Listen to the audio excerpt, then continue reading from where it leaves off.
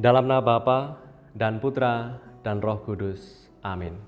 Tuhan bersamamu dan bersama rohmu. Saudara-saudariku yang terberkati, pada hari ini Jumat 3 Juni 2022, kita memperingati peringatan wajib Santo Carolus Luanga dan kawan-kawan martir.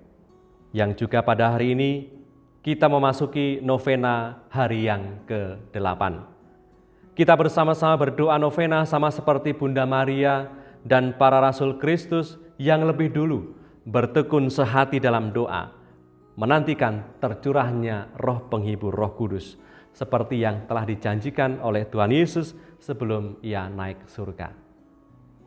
Ujub doa novena hari yang ke-8 adalah, mari kita mohon agar kita semakin bertambah dalam iman, harapan, dan cinta demi bakti yang ikhlas, terus berjuang dengan semangat kemartiran Santo Carolus Luanga dan kawan-kawan demi memikul salib Kristus dalam hidup sehari-hari. Marilah berdoa.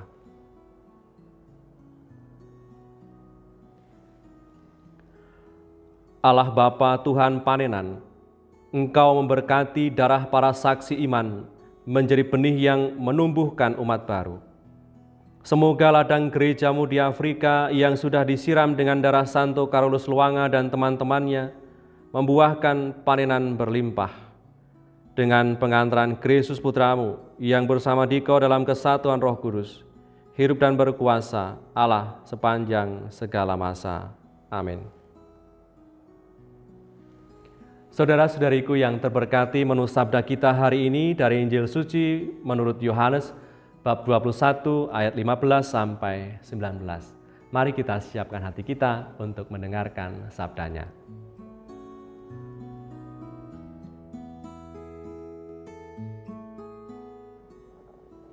Sekali peristiwa, sesudah sarapan, Yesus berkata kepada Simon Petrus, "Simon, anak Yohanes, apakah engkau mengasihi aku lebih daripada mereka ini?" Jawab Petrus kepadanya, "Benar Tuhan, engkau tahu bahwa aku mengasihi engkau." Kata Yesus kepadanya, "Gembalakanlah domba-dombaku."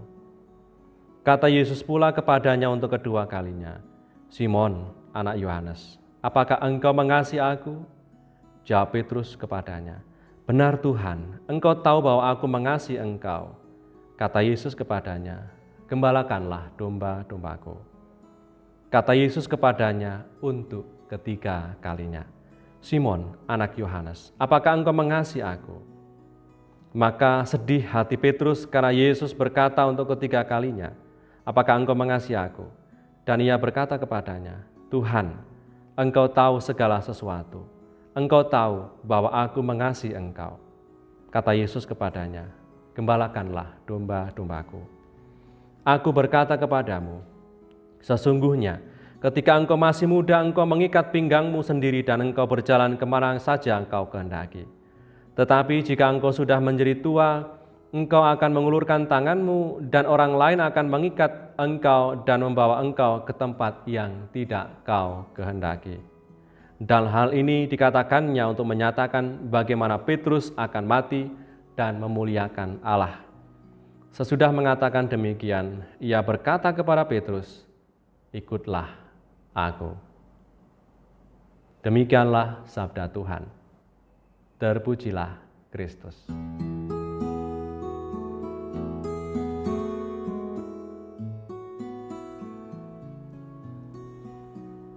Saudara-saudariku yang terberkati, sebelum Yesus disalibkan, Petrus pernah menyangkalnya sebanyak 3 kali.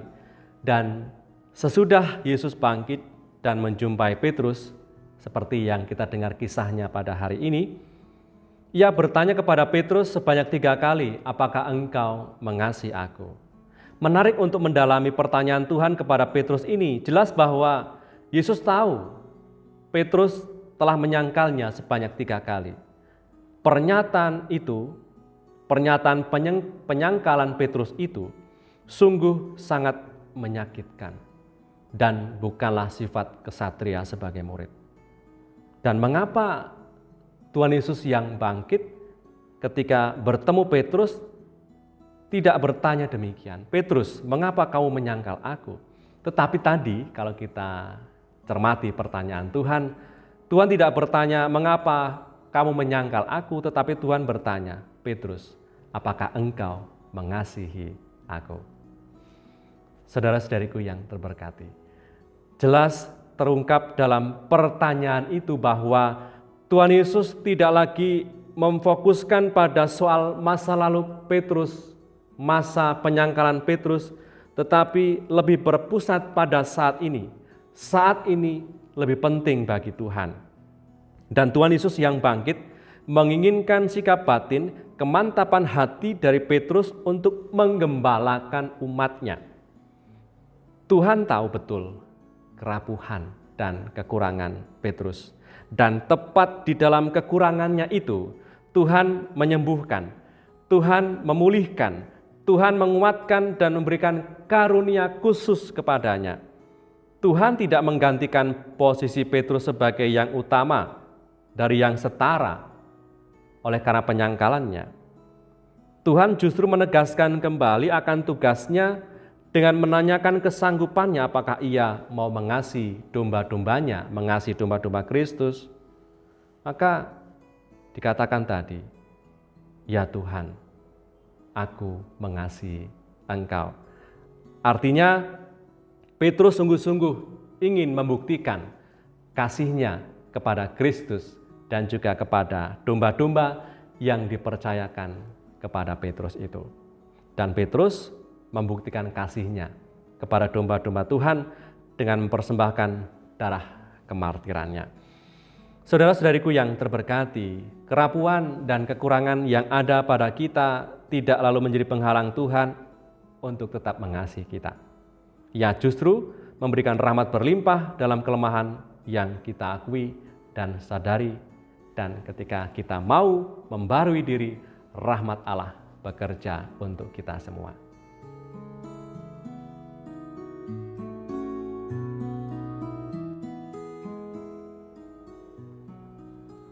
Doa mohon Roh Kudus. Ya Bapa, utuslah Roh Kudus memenuhi hati umat-Mu dan menyalakan di dalamnya api cinta-Mu. Utuslah Roh-Mu, maka semuanya akan dicipta kembali dan Engkau akan membarui muka bumi. Marilah kita berdoa bersama. Ya Allah, Engkau telah mengajar hati umat-Mu dengan penerangan Roh Kudus. Berilah supaya berkat Roh yang kudus ini, kami senantiasa berpikir benar, bertindak bijaksana, serta selalu bergembira karena penghiburannya. Demi Kristus Tuhan kami. Amin. Doa mohon 7 karunia Roh Kudus. Datanglah ya Roh Hikmat, turunlah atas diri kami, ajarilah kami menjadi orang bijak, terutama agar kami dapat menghargai, mencintai, dan mengutamakan cita-cita surgawi. Dan semoga kami Kau lepaskan dari belenggu dosa dunia ini. Datanglah ya Roh pengertian, turunlah atas diri kami, terangilah budi kami agar dapat memahami ajaran Yesus Sang Putra dan melaksanakannya dalam hidup sehari-hari. Datanglah ya Roh nasihat, dampingilah kami dalam perjalanan hidup yang penuh gejolak ini. Semoga kami selalu melakukan yang baik dan menjauhi yang jahat. Datanglah ya Roh keperkasaan, kuatkanlah hamba-Mu yang lemah ini, agar tabah menghadapi segala kesulitan dan derita. Semoga kami Kau kuatkan dengan memegang tangan-Mu yang senantiasa menuntun kami.